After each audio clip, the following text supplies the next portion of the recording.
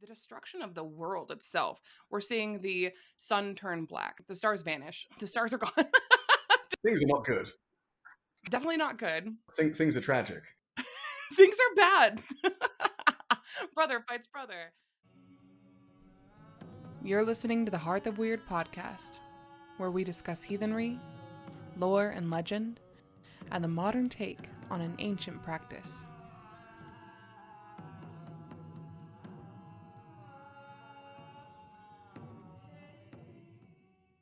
Hello, and welcome to the Hearth of Wyrd podcast. I'm your host, Kierra, and today with us we have special guest, Con. Hello. Con, tell us a little bit about yourself.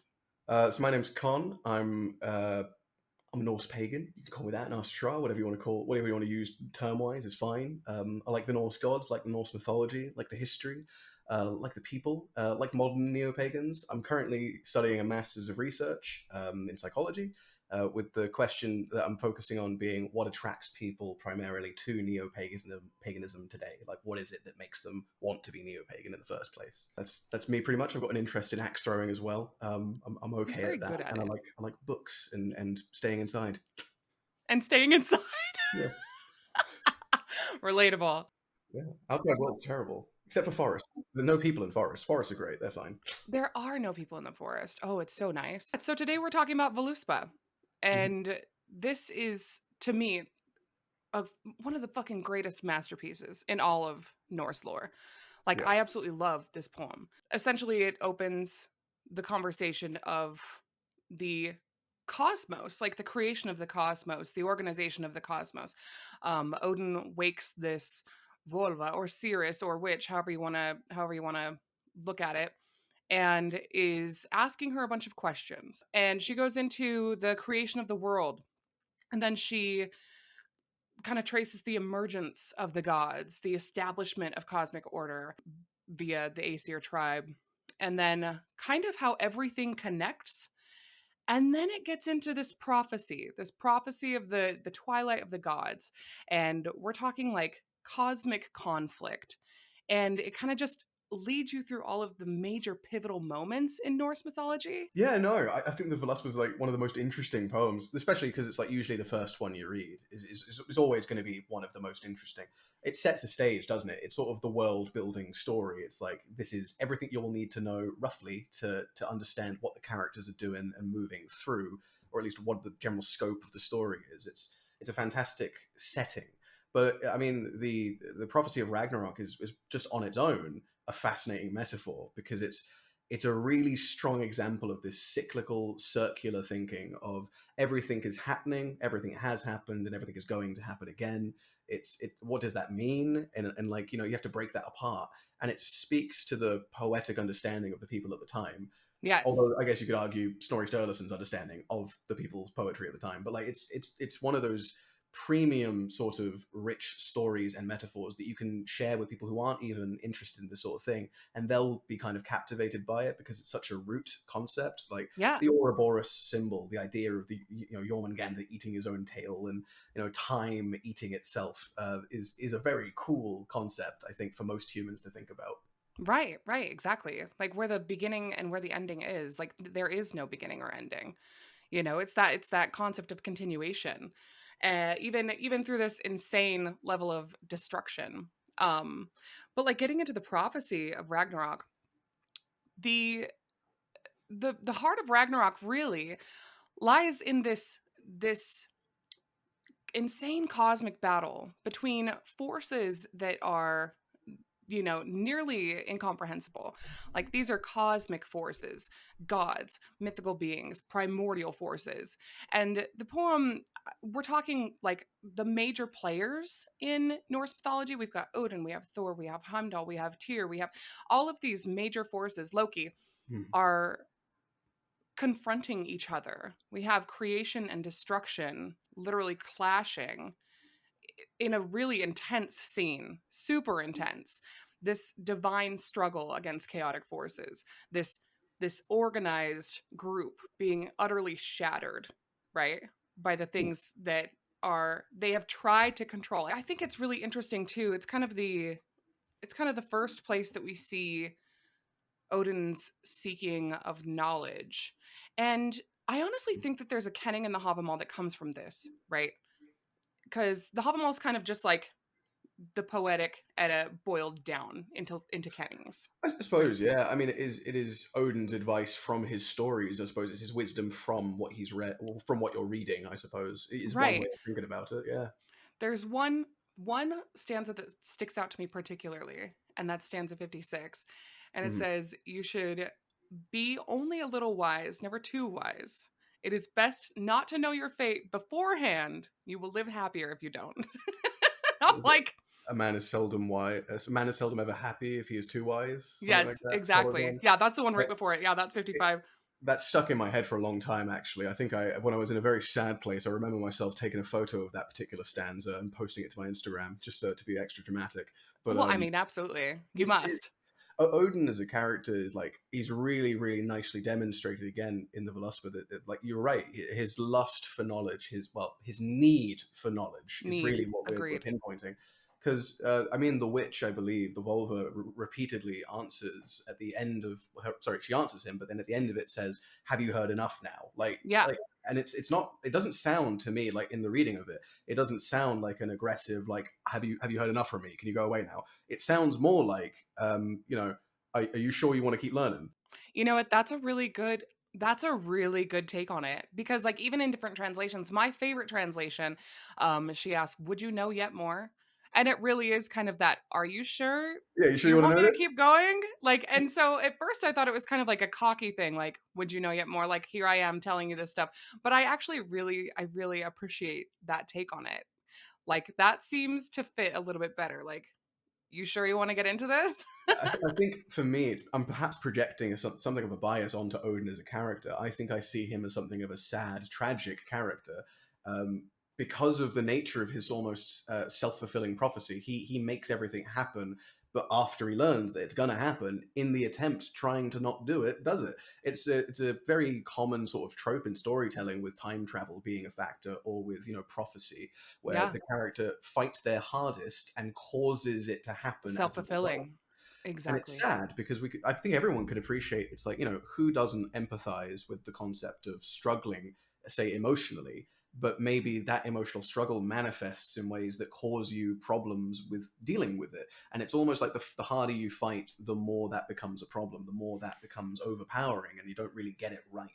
100%. Well, and that happens even if you don't have a fucking Sirius telling you what's coming next. My anxiety fills in the blanks for me, and I'm fighting against possible outcomes that I have literally created in my head.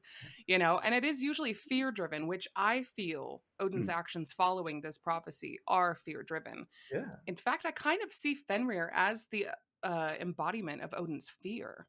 I think many people would agree with you. I've often said that I think of Odin as having dementophobia. He is terrified of the concept of many things, but most importantly, losing Mm, control of himself. Most certainly. But it's when he's talking about Hugin and Munin, saying, "I fear one day they won't come back, and I'll be left without my memory." And that is an right. interesting fear that is manifested in Fenrir, this wolf that will swallow him, that will kill him and eat him, as if he's just prey. It's almost like he gets, because to be eaten, to be consumed by something, is actually to say that you are inferior to that thing usually, or to say that you're subservient automatically because you're food for it. In that Absolutely. moment, there's a carnal symbology going on.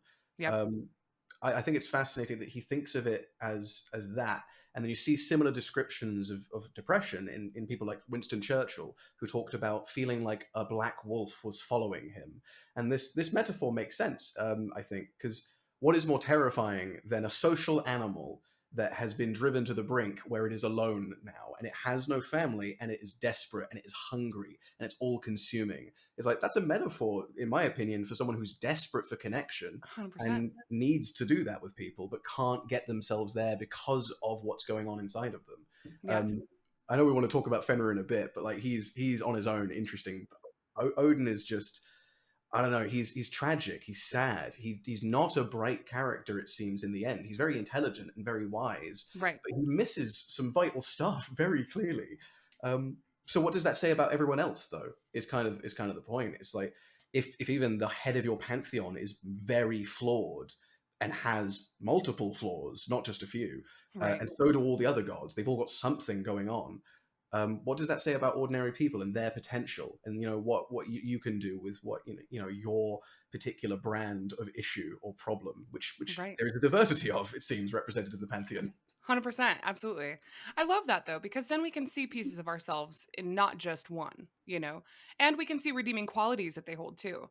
And so, like, that we can also strive to emulate, like Yeah, they may be facing this, but here's how they do this. And I admire this, and like giving us an avenue or inspiration for an avenue to build ourselves. You know what you made me think of when you were saying Fenrir, and when I remember when I first read the stories, when I read about Fenrir, do you know what immediately sprang to mind for me? I don't know. Sorry, I was going to say I don't know. You got You me. don't? Come on. I don't know. It brought to mind, you had to have seen this, the Neverending Story. Oh, what, Falcor? No, the Black Wolf in Neverending Oh, Story. I don't remember the Neverending Story apparently because Oh I don't my remember. gosh. Oh gosh. Okay. There is this point where, and it's been forever since I've seen it too. But I remember being a kid and watching the Neverending Story and watching this wolf with glowing eyes like creep out of the bushes. And it was like the embodiment of fear. Right. And it worked Okay. alongside the nothing, essentially. Like it was just another like aspect of that. But like Hmm. creeping out of the bushes and horrifying me as a child. And as soon as I read about Fenrir, that is immediately what sprang to mind. I think I get that. That makes sense, though. Like, I'm sure if you looked, I mean, I don't know if you looked into the meta context of that, like going to see what the authors were intending with that scene, but like, it's probable that they probably took influence from that because the image of a black wolf being sort of this embodiment of fear or danger is actually pretty common across like most Indo-European cultures. It seems Oh, like it's an the also incredibly relatively common common. omen. Like the Yeah. Isle of Man, I think off the top of my head, the Isle of Man's mythology has a black wolf as part of it that is Really? the embodiment of sort of danger or something to that extent. But I believe, like, I'm pretty sure that like the Anglo-Saxons, Irish, Celts, and all form of the Nordics, like all those ancient religions had a concept of a black wolf or a predator like it that embodied fear, because that seems kind of automatic for most cultures. Like a crocodile is pretty dangerous and scary, so you make that the embodiment of, say, a particular form of death. You make the Yeah. jackal another one, and you anthropomorphize as you go, which you see in a lot of these pagan religions in the first place. This idea of animalistic traits, almost. 100%. They embody the emotion that they evoke, Yeah, for sure. Like an typically. eagle is all purveying and sees everything and Yeah. is able to fly very far. Or a raven is the same thing. Well, You and very even much have ravens, especially with how clever they are and how smart they are. Yeah, I like, completely agree. imagine being on a boat and you're riding off sorry, you're sailing off to England or something. You've got some ravens on board and they start speaking back to you. I'd probably be like, yeah, you're pretty magical.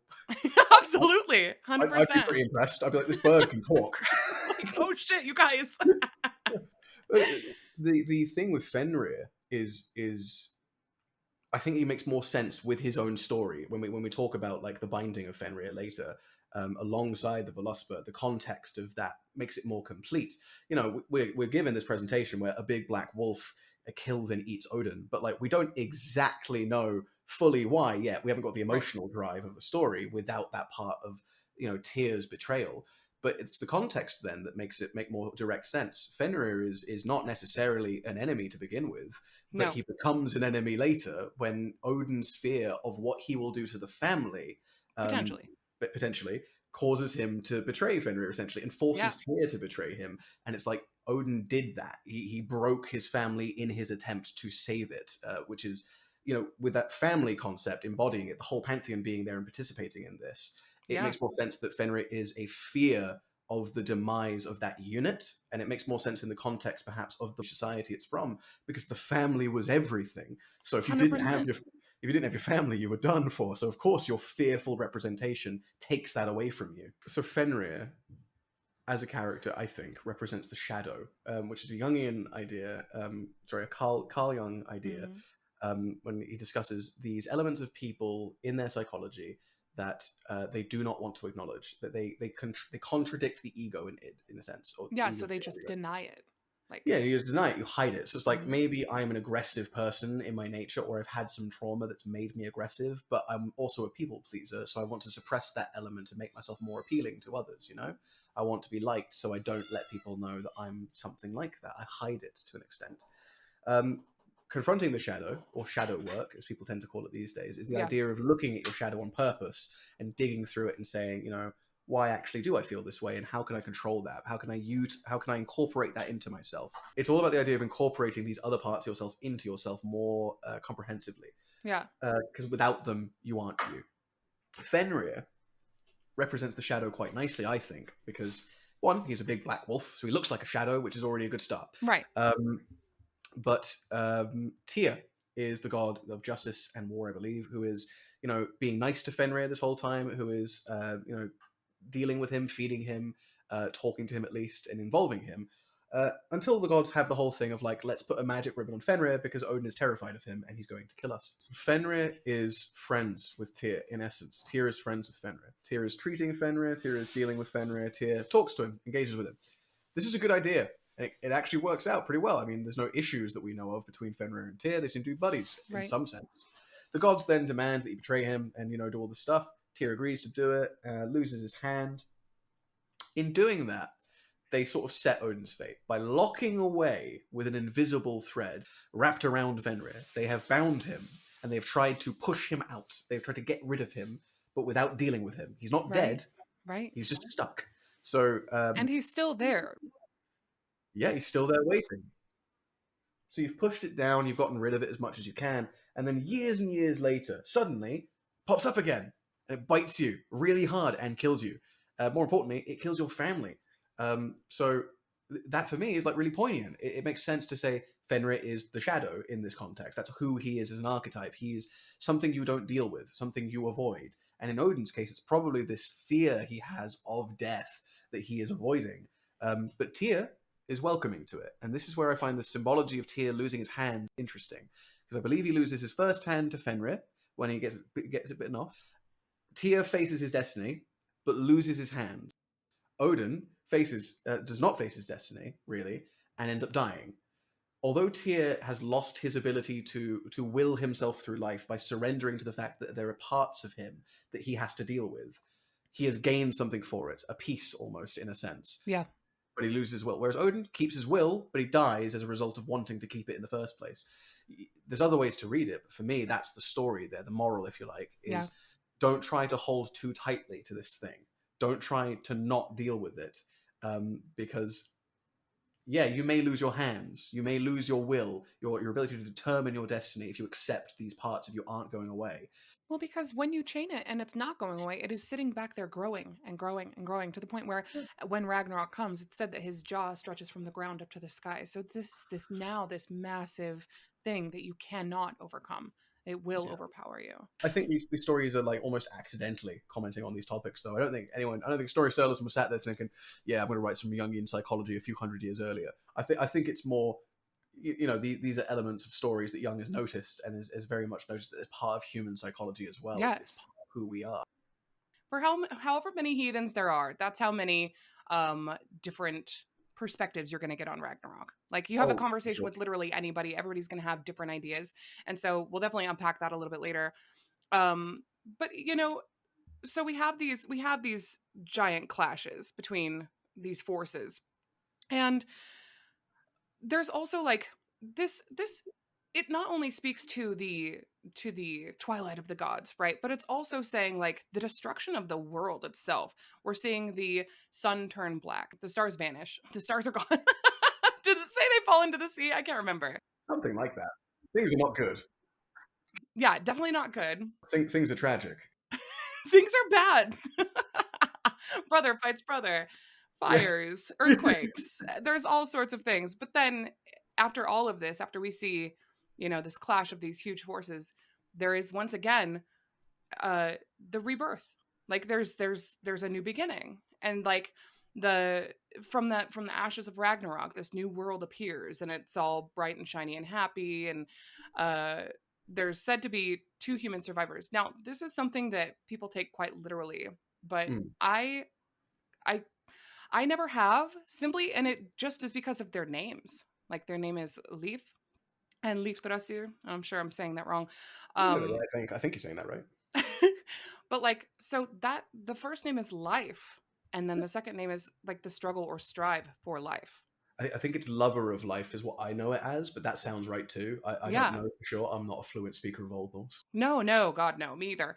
But like that concept though of that whatever it is that's making the drive for existence, you're seeing those two things paired, and that is kind of the continuation. That's what's required for the continuation of humankind. I cannot imagine not seeing the symbology in all of the things of this story. Like to just see it at surface level. Like the idea that fear overtakes Odin, or this being that he created himself and tried to shove away, overtakes him, and then is uh, healed. I'm also seeing this healing. It's kind of like the your next generation heals the trauma that you experienced before. And it Yeah. doesn't have to be through this big grand weapon, this big grand army that you were trying to set yourself up. Because like Odin is the chief of the gods. Odin has a spear that never misses. And then his son comes in with a fucking boot and takes care of business. You know what I It's mean? So it's just impressive, like, yeah. and then looking at the transformative process of fire, like we're looking at all these forces of destruction coming at the things that we know of as order and structure, and it's not just destruction. Like we're literally looking at the transformation. um Hmm. uh it's the burning away, the letting go of that for something new to emerge. You cannot deny that that's there in the story. The sun and the stars, everything winking out, for me personally, that is speaking to um the enlightenment of the human journey, right? Like this is a common theme in story, where light and stars and illumination literally means the illumination within the mind, like your knowledge, your wisdom, your learning. And with that eclipse of those lights going out and going dim, like plunging the world into darkness is like, to me it's kind of speaking of getting to a place where we have forgotten that, but then we start building it back up again. There are things that we forget, there's things that history repeats itself, there's lessons we don't learn. Even in our own personal lives, if we don't learn a lesson, we do see the cycle repeat until we Yeah. fucking get it. It's very normal for that to happen, though. It's very normal that people forget things about what happened in the past and don't apply the lessons because there is no cohesive identity that is long lasting. It is a collection of individuals, which kind of leads towards the problem of like there are distinctive modes of thought and it's in you. It's not something that you grow with or something that's socialized into you. It is something that you are innately prone to doing, Right. that is nurtured or not nurtured, and that's kind of my perspective to it. So I've often described my faith as cognitive faith. I don't literally believe that Odin is an entity sitting somewhere and observing things. I think of him as a characterization of a particular type of person and an idea. Same with all the other gods. So you'll meet an Odin, you'll meet a Thor, you'll meet a Frigg, a Freyr, etc. And for someone like me, that's particularly helpful because it's just, I can intune myself to that concept. And it makes it easier to deal with people. It's like I've met you before, so like why would I be worried about meeting you again? So it's like Okay. it's a nice wholesome Yeah, connected I bond. like that. For me though, that was the first clue to step back a bit more and say, well, from a deconstructionist or deconstructivist perspective, what does this story embody? What is it trying to give to people? And what is it translating in terms of feeling, in terms of evocation? Was it aiming to get you to think? And I think the point of the Ragnarok ending, the what comes after, with the inclusion of Leif and Lifthrasir and Nidhogger and so forth, these different things persist. These things are eternal. These things don't go away. These things will always be here in our world. So Right. it's like these are intrinsic to humans, is what I would take away from that. They're trying to say that no matter what society you have, you get these things. Something new comes after it. It has a life. It dies, and another one comes again, and this will always be happening. We had Yes. Ask and Embla in the beginning, and then our ending we have Leif and Lithrasir to start it over again. And I think it's poignant to remember that when this was more of a practice in Europe in general, when this was more of a thing, when tree worship was still going on, when we had coins with Odin in the 5th century, I think, to the 10th, Yeah. that sort of period. That's what we're trying to aim for. That time period for me sticks out as a really self-aware time period. They seem to have a consciousness about the fragility of their existence, at least Absolutely. in their poetry. And I think that's because, well, really, these are sort of the people who came after, Rome had been a thing for such a long time. To the extent that they copied some of their tactics, or they maintained some of their tactics, they kept some things. The concepts survive and keep going, even if certain other things take a dip and other things come up as well. Um, this is a beautiful snapshot of human history where we have a self-aware moment, I think, is all. Because what happens in every society is pretty obvious. Like, our society is currently going through it, I think. Yes. The civilization ends in some fashion, and then another one has to come up out of it as a result of necessity. Because You're it's not right. like people disappear. Rome may have No. fallen, the walls may have crumbled, but people are still around, so they need to do something. So you make a Right. new one, and you start again. And I think that's beautiful as a contradiction almost to this finite ending presented in other mythologies, which is not to say they're bad, just that I don't find them as fun. Right. No, and it doesn't make sense because to me, and this is kind of always why this the way that they capture the cyclical nature of life, the universe, everything, literally everything that is woven into the structure of everything, that there is no beginning and end. Every conclusion is a new beginning. You cannot separate the two. You really can't, No, because it's it's it's not nothing indistinguishable. just ceases. There's always Yeah. just something coming from it. Well, what is destruction but another form of creation? If I burn Exactly. something, I've not destroyed it, I've transformed it, I've changed it. Transformed. If Exactly. I pick up a rock and throw it across a lake to the other side of the lake and break another rock, technically speaking, you could argue that I've created two smaller rocks, and I did a cool trick in the process. So I created some beauty out of it. Absolutely. So it's like creation and destruction for me, they're obviously going to be bound in a symbiosis in every mythology, I think. I don't think there's anyone that doesn't have that kind of a concept, as far as I'm aware, where they are enemies in a sense that's like not cyclical or symbiotic. Yeah. It's a really good characterization, I think, of the yin yang concept. This, light and darkness go together. You can call them creation or destruction or any other bimodal sort of concept. Right. It'll work. But that's how humans work. I don't know. It's very what's the word?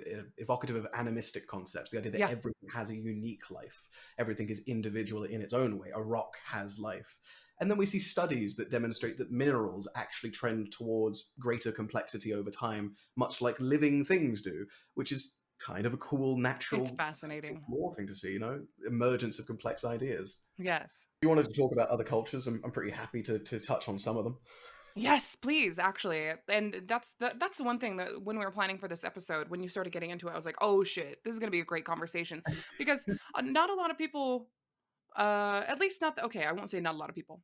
If from my lens, from where I sit, right? And the people that I speak with every day, the people that I work with every day, not Yeah, a lot of people will look outside of the Norse cosmos. Me included, right? Not a lot of that has drawn my interest. And there's so much here that I'm still here in it a decade later. Like I have never left here just so because I much to can look through. never stop learning. There's never an end, right? And I'm Yeah, just fucking fascinated by all of it.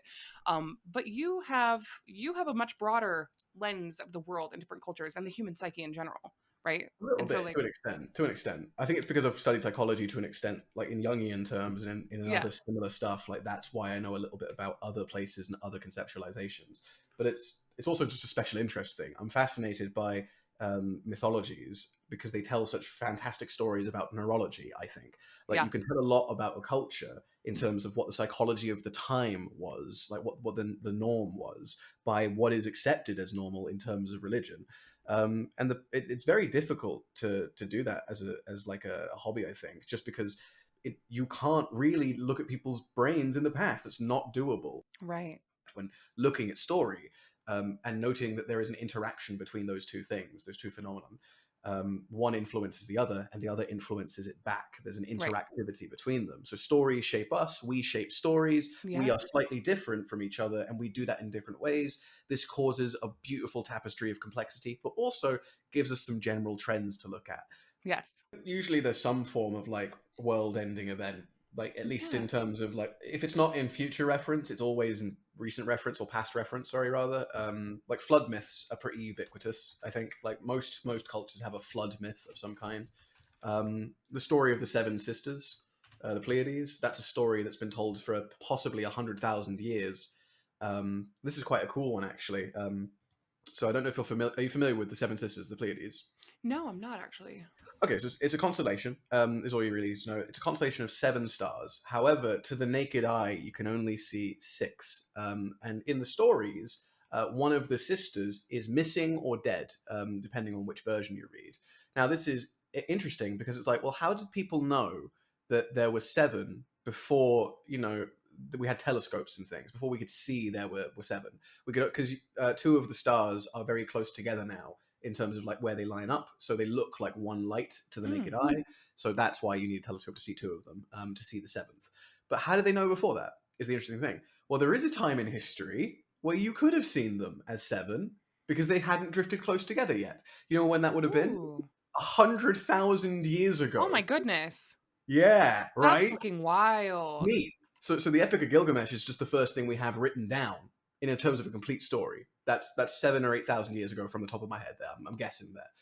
But like we've been telling stories for a long time, a long time. There are cave paintings that show animals and stuff that have been dead for like 50,000 or 40,000 years or something.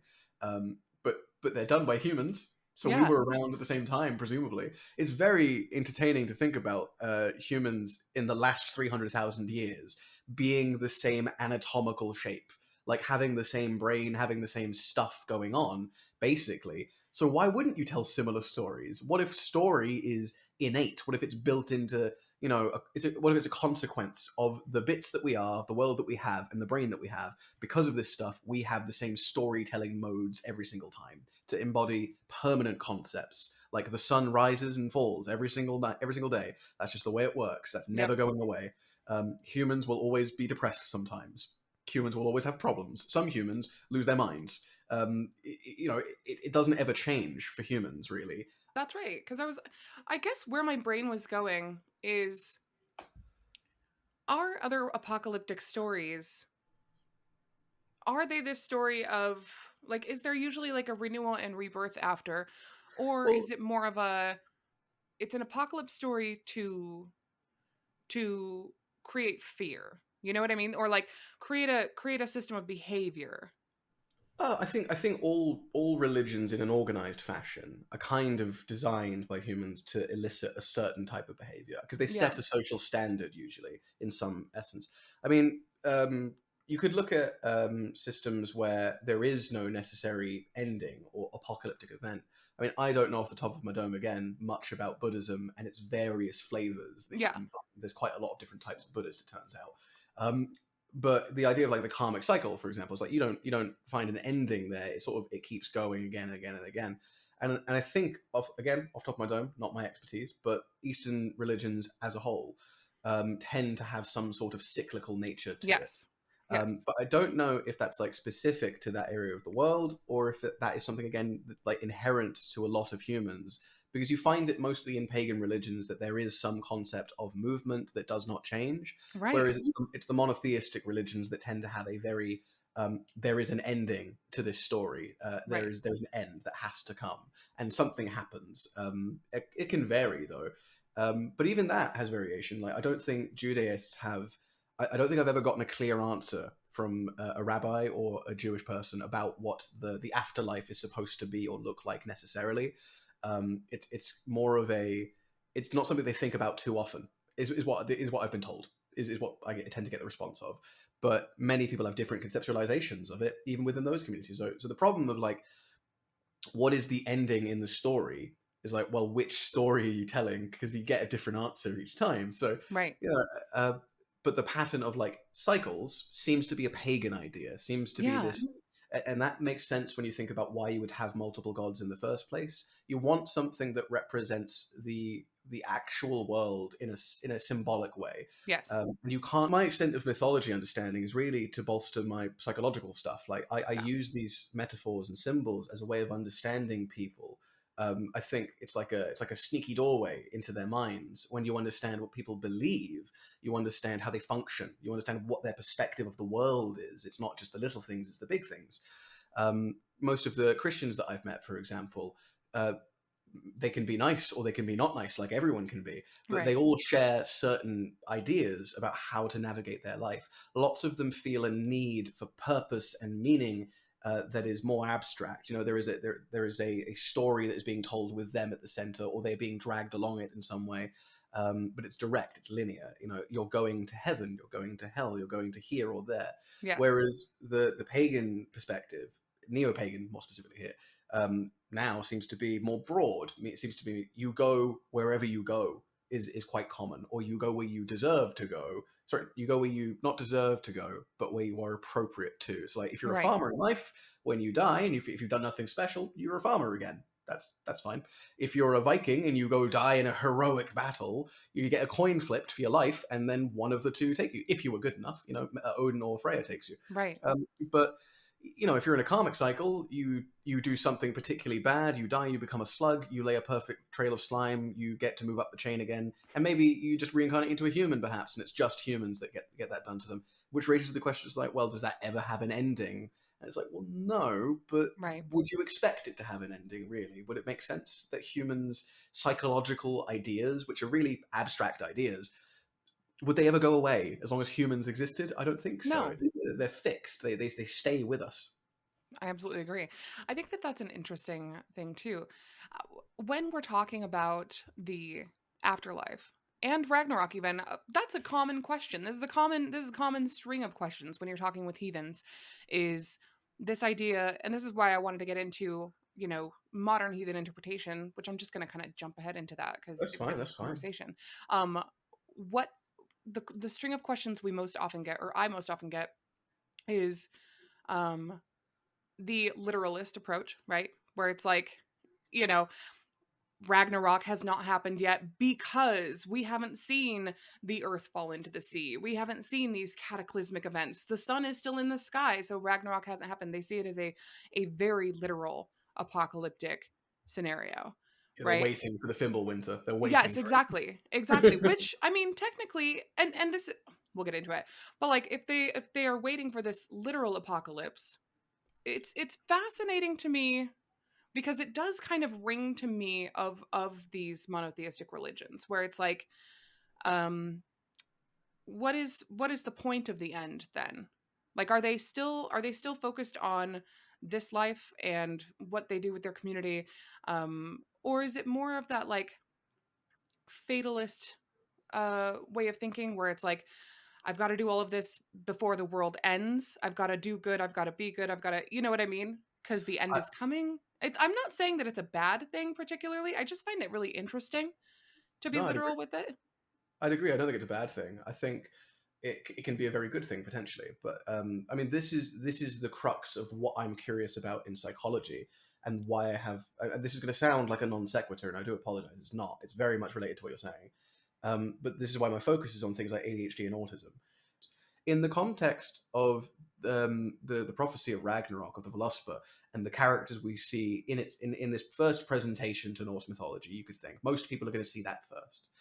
You are given a full range of characters, of individuals who are different in multiple beautiful ways, and you are being told that everything is a cycle. Everything is a metaphor. Everything has double meaning. Everything is kind of poetic and fluid. Kenning is popular to be used. You know, you're going to twist words around and be clever about it.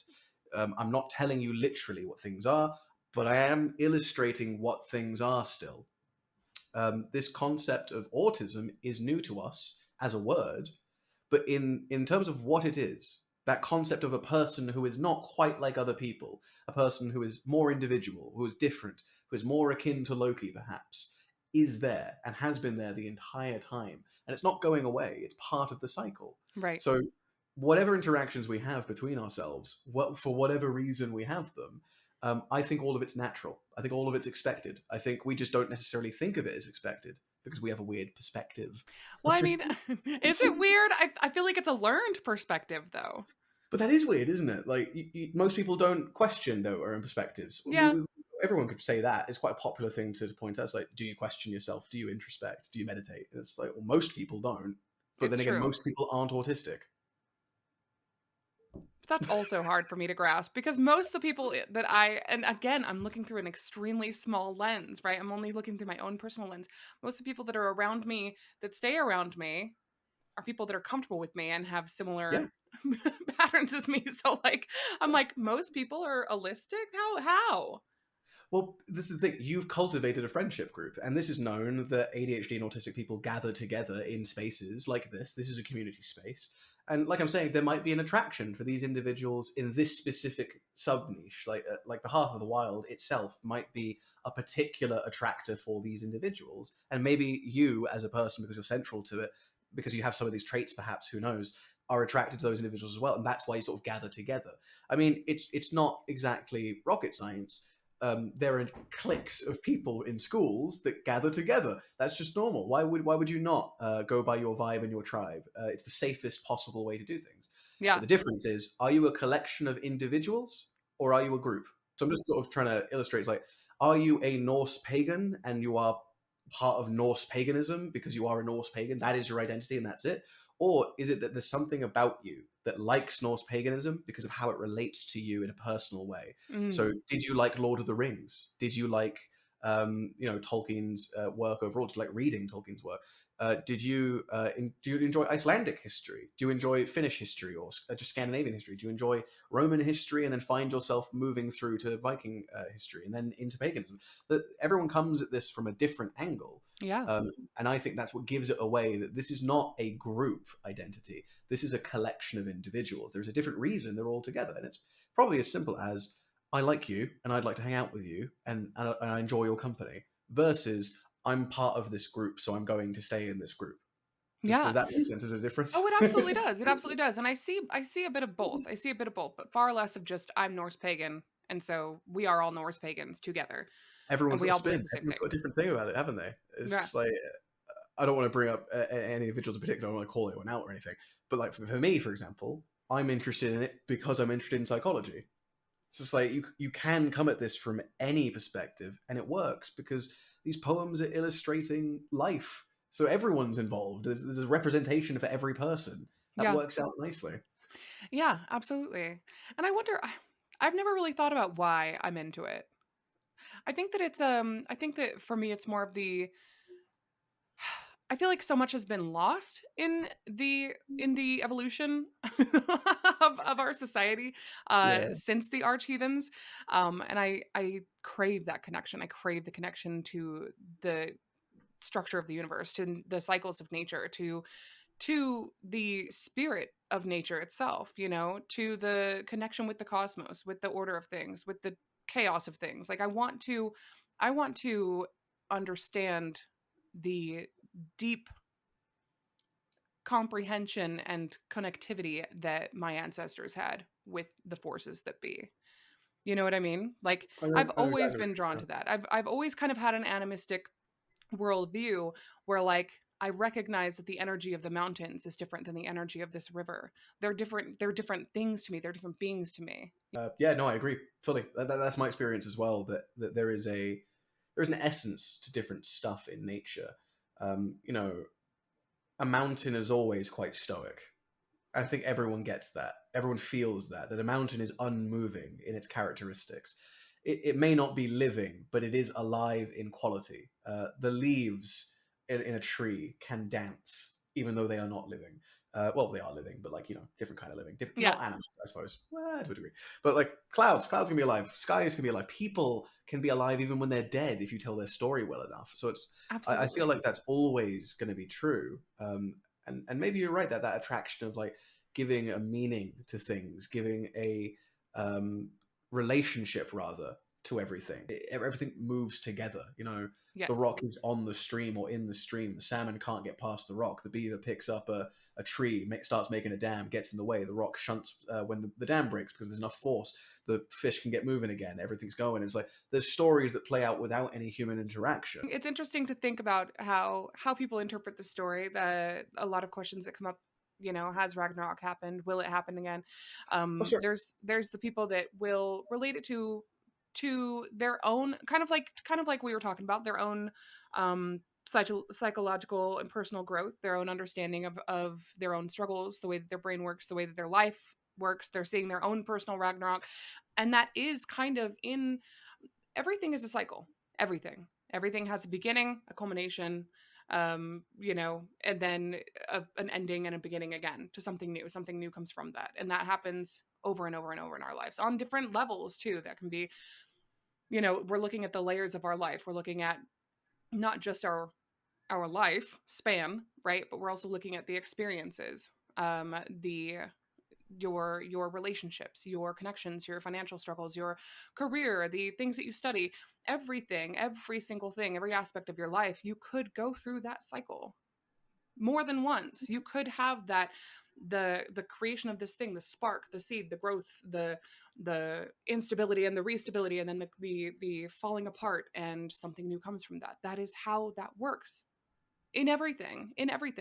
And so, like, looking at it from a personal growth standpoint, like the themes of Ragnarok being a metaphor for your personal trials, or overcoming demons, I or see. becoming stronger through growth and experience. I would say you could use it that way because, like, like I've said, you could use neurology, personal individual differences, to sort of extrapolate big concepts and why people have those bigger concepts. For Ragnarok, it's a metaphor, for me at least, of the ending of one civilization transitioning into another. But you could do that with people as well. I'm sure that many people will empathize with this concept. It's a bit personal, but I would often say to my friends and stuff, like, if I've reinvented myself, it doesn't feel like I've reinvented myself. It feels like I've died and someone else has taken over from where I left off. Someone else fills the spot and I grow into something new that replaces what has been lost. Uh, every 7 years, you replace most of your cells in your body. Things like that. You have to refresh and renew, but to do that requires death. And I think the story of Ragnarok is kind of comforting because it's like death is not some scary thing. Death is not something that is going to cause you any harm. Actually, not in the long run. Right. It might hurt someone you know personally. To you, it might be something that is happening around you. Your society, your family, your life might be ending, but something else comes after it. So don't panic about it too much. The story's not over. It's just Right. that your turn is done now. Right. And I love the sort of clash and conflict of the new and the old in the ending of Ragnarok in regards to Vidar, and how he uses that big leather boot to push into Fenrir's mouth and rip his jaw off. Very, very poetic imagery, I think. Very violent imagery, rather, sorry. But beautiful at the same Oh time. It's yeah. like some King Kong level stuff. It's like he broke his jaw off. Okay, cool. I'm down with that. That's pretty metal. But the sort of interrelationship, it's not just about one form of life. It's about multiple forms of life intersecting and interacting. Balder coming back from the dead is the big one here, towards the end. But it makes sense if we're thinking of Snorri Sturluson and his Christianization sort of period, and like thinking, well, maybe Balder might be Jesus. Maybe he snuck that kind of in there a little bit to an extent. You could argue that Balder is kind of influenced by Jesus as a You thing, could argue that. You could.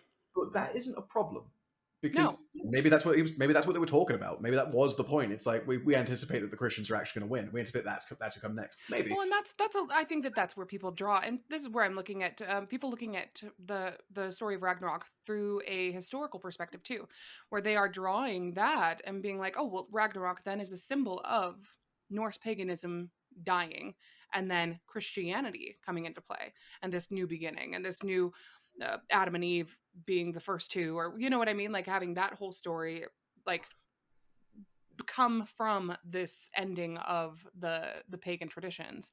Yeah, it's almost. I think it's more beautiful to think of Christianity and Norse paganism as part of the same family overall of storytelling, if you like.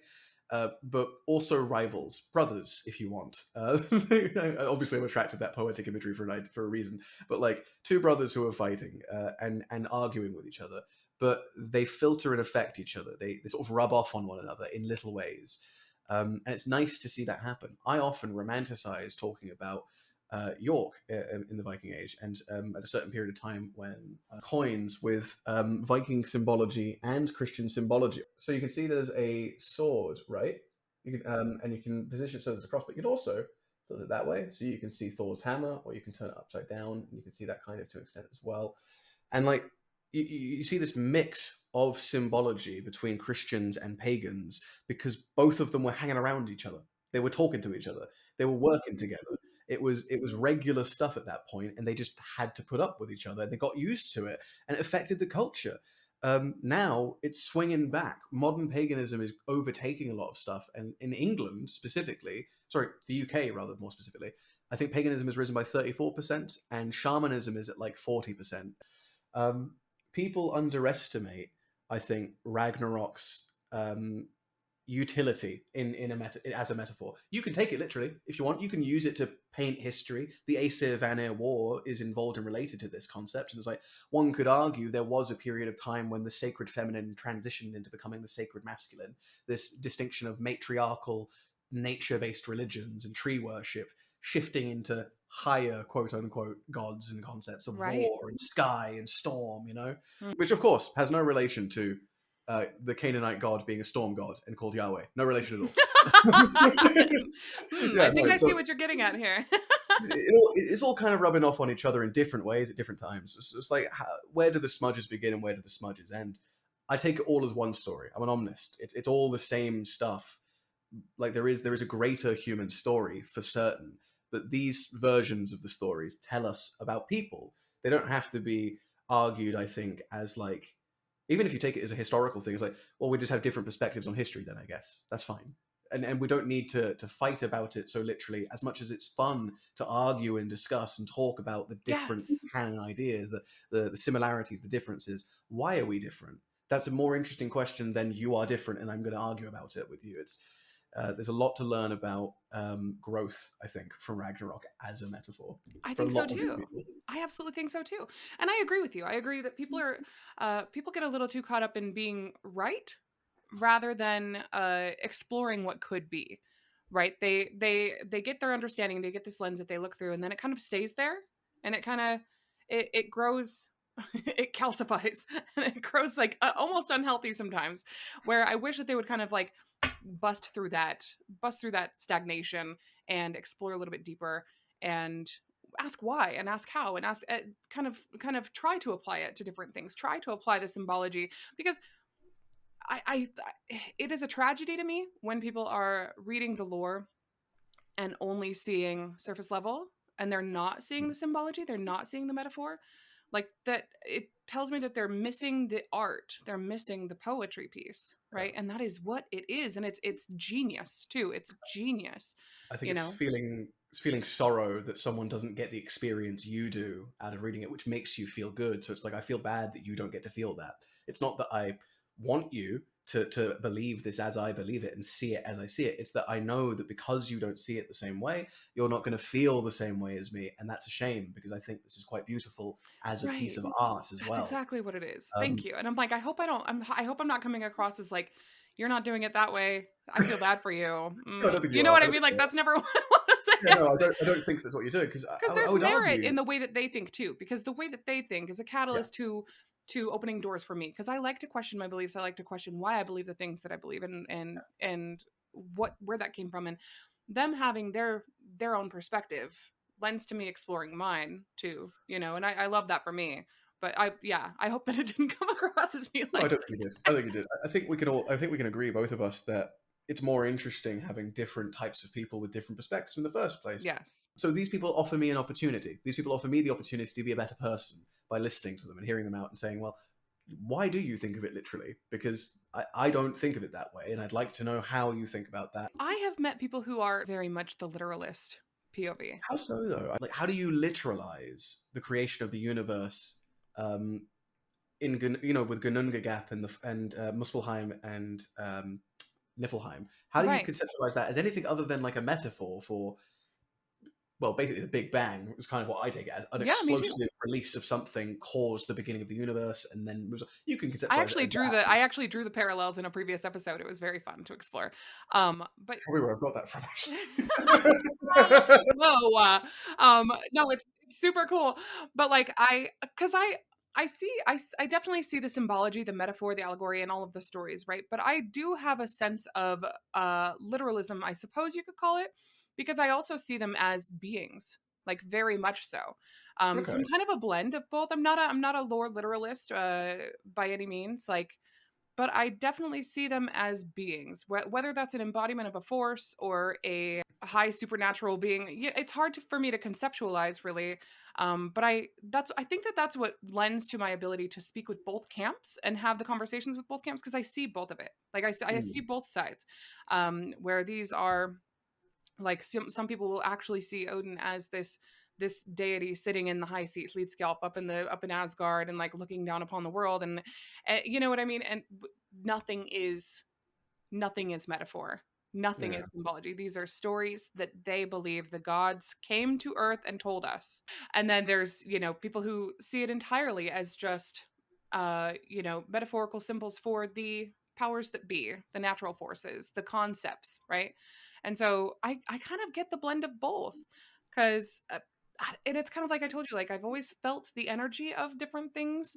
And so that's entirely just my own understanding of how the world works and how energy works and how things are their own beings. That my animist perspective comes in.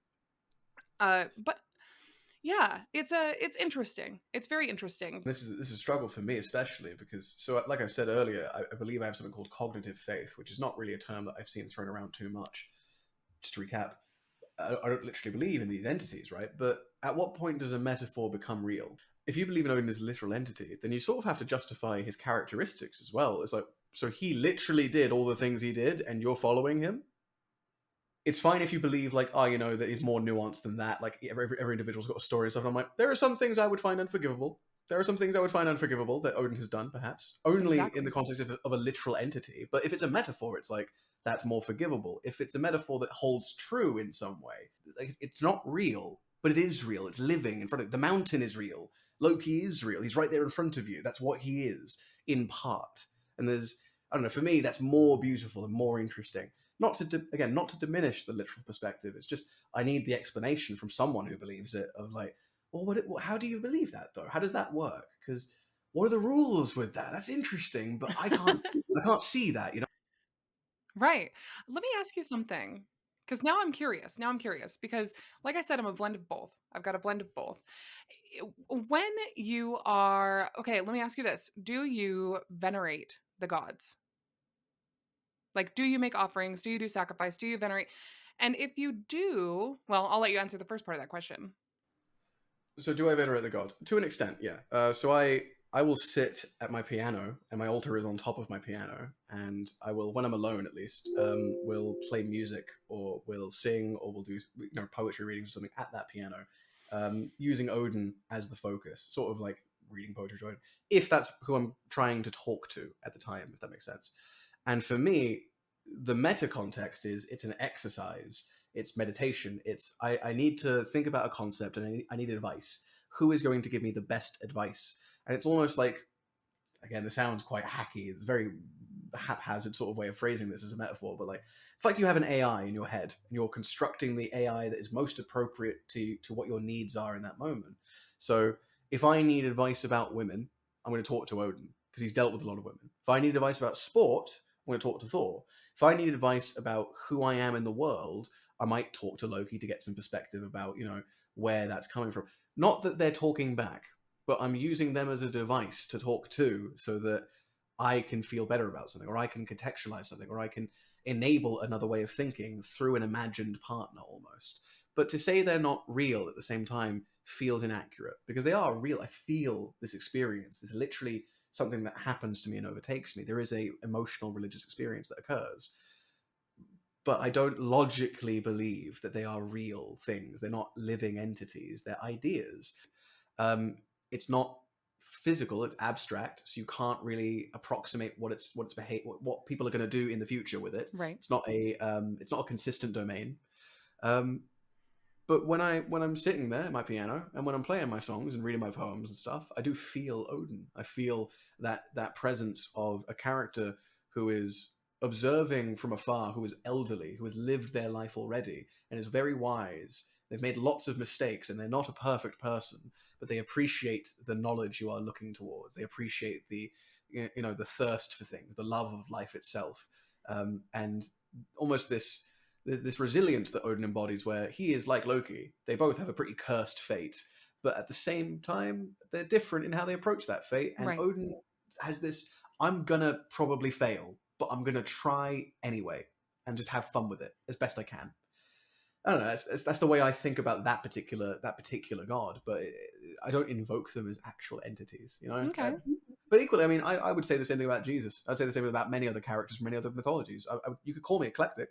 I'd say Norse pagan, but I'm open to other gods existing because it's the same logic as mine. So Yeah, okay, that makes sense. I appreciate you getting into that with me. I know that that can be a personal question, so I appreciate you being able I think to. Well, and you're it's just you're so articulate. I really just enjoy picking your brain. I like the way your brain works, and I like the way that you articulate your thoughts. It's no, it's fascinating like to me. it sounds personal, but like it's really just an observation of a problem where I can't really integrate with a lot of Norse pagan communities because I'm individually different from a lot of these communities, and my Yeah. perspective is not unique. It's not alone, but like No. it's not typical, and it's difficult to see how that works. So I try not to explain it most of the time. I try just not to talk about it because it's not really relevant to how I interact with other people. It's not like my beliefs aren't important to you, really. That's a personal thing. But our love of mythology, our love of this story, our love of these characters, and our love of the culture that they grew out of, that is shared. That is Yeah. all we need, really. I think. Yeah, I think so too. And that's why I love these conversations.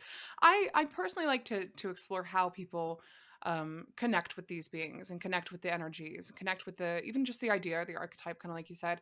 And that's why I was like wondering if there was some veneration process. And I love how you explained that because there would be people that argue that, you cannot be someone who sees everything as metaphorical and symbolic and still be a heathen. And I'm like, I disagree. And I feel like you just highlighted exactly why, It's like, and that's just, I mean, that's just one person's way of doing it. And nobody's going to be the same, but I appreciate it. I think it's important to remember that people back in these ages where these religions were more, I don't want to say authentic, but they're more natural selves. It was Their just first life. iterations, or yeah, they're more alive at that point. People who believed in those things weren't necessarily uh, like Christians today in America, perhaps, where like their religion is a very big focus of their life. It's like you don't have enough time for that. You don't have enough time for that. You are busy surviving. So they probably weren't introspecting to a really extensive degree. They're probably just telling stories that appealed to them, and through that process, those stories tell you about them. Yes. It's kind of unavoidable. If I ask you to write about yourself, you'll probably write a bunch of stuff that tells me about you, even if it's not really what you think is related. You'll pour yourself into the pages without meaning to, and it's Right. unavoidable. You bleed into the religion. You have to. Right. You Um, have to. I'm gonna have to go. I think. Yeah. At that, That's is okay. there? Thank you so much. No, I appreciate you coming on here and talking with me about this, about the fucking, the modern interpretations of it, the how it is embedded in the human psyche cross culturally. If we're looking at the themes of it, yeah, I think it's fascinating, and I think that there's never going to be an end to the questions or the conversations No, around it, and I love I that think for us actually. the fun of it, isn't it? It Yeah, doesn't stop. It's cyclical. It keeps going. You answer one question, you get seven more. exactly. That's the beauty of it. Thank you so much for joining me on this. I really Thanks for having appreciate me you. on. Likewise, likewise. Thank you very much. Have a nice night, Kierra. Yeah, thank you. You're listening to the Hearth of Wyrd podcast. If you enjoyed this episode, be sure to subscribe, rate, and review the show on YouTube or your favorite podcast platform. And follow us on TikTok at Hearth of Wyrd podcast to stay up to date on all things heathenry. Every small interaction you have with us helps us grow, and we appreciate it so much. You can also email us directly with all of your heathenry questions at hearthpodcastteam@gmail.com. Be well, do heathen shit, and as always, thank you for listening.